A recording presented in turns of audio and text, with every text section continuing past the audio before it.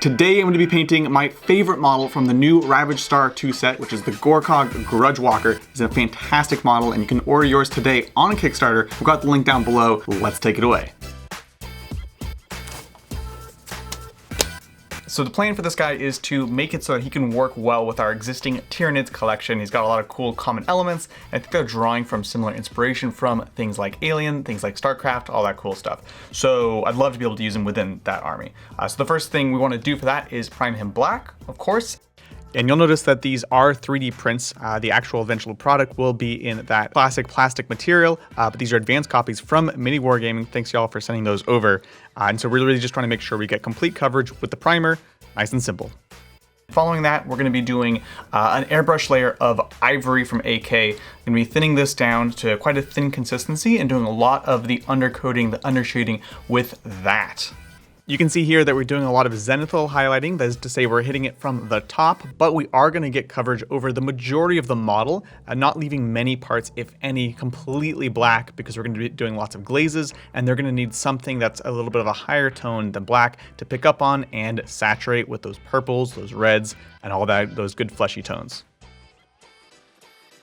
All right, so the next step is to do a ton of glazes. Really, this recipe is all about many tiny layers of glazes to build up these gradients and these transitions from more purples to blacks to some reds in some cases, and also have that really nice pale flesh kind of showing through when it's not carapace armor. So the first step for that is going to be taking Carroburg Crimson, which is a nice red glaze or red wash, and we're going to be taking that kind of from the edges of each of the carapace plates moving forwards.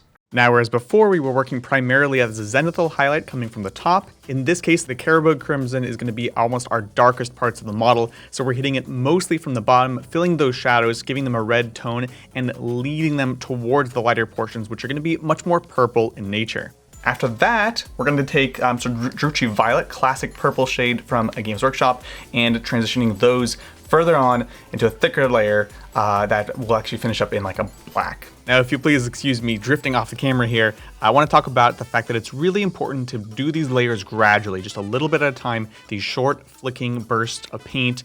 You don't want to build up paint too much. You can see here, even I have a little bit too much gloss, or it's building up a little too thick. Slowly and surely bring those tones down darker and into a more purple tone.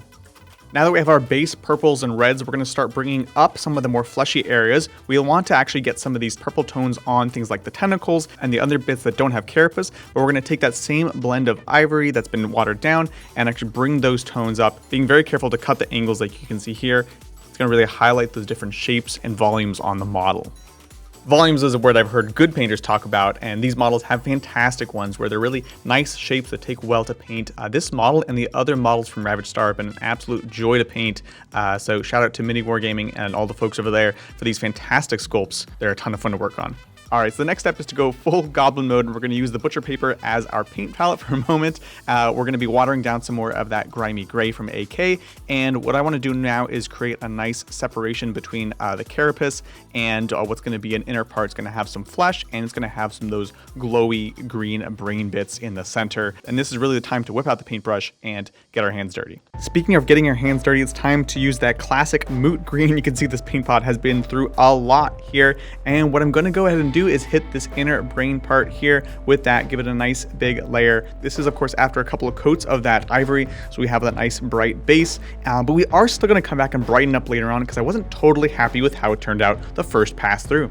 If you want to see a great video where someone actually knows what they're doing the whole time, check out Ninjon's video where he paints a fantastic version of the same model. Here we're going to come back to doing some undercoating again with a technique I've been using for more and more of my greens and kind of warp magic tones. I'm going to be taking some gold yellow from Vallejo Game Air and hitting up the model from the top in certain areas onto this buggy vomit that we have. You can see I am leaving big chunks of it still in the white. This is going to create a couple different tones and have these act more as highlights that have a more yellow hue to them when we apply the actual green wash over them. And here we are with the wash. I've said it and I'll say it again. Contrast paints are an amazing paint, but really should treat them as a fancy wash.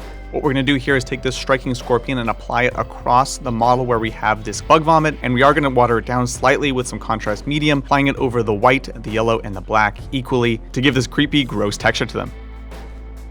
Yes, that's very nice, Adrian. Now it's time to come back to that brain and give it a bit more depth. What we're going to do first is hit it up with some of that ivory once again, applying it in sort of a semicircle around the tops of the brain portions, and then once again approaching it with that same golden yellow from Vallejo Game Air and really blend in nicely to that green, giving it more richness and depth than we had before. Way happier with this. Now I consider myself a airbrush artist, but there comes a part in every project for me where it's time to roll up my sleeves and start getting in there with the detailed brushwork, even if it's just to spice up some details and give it some sharpness.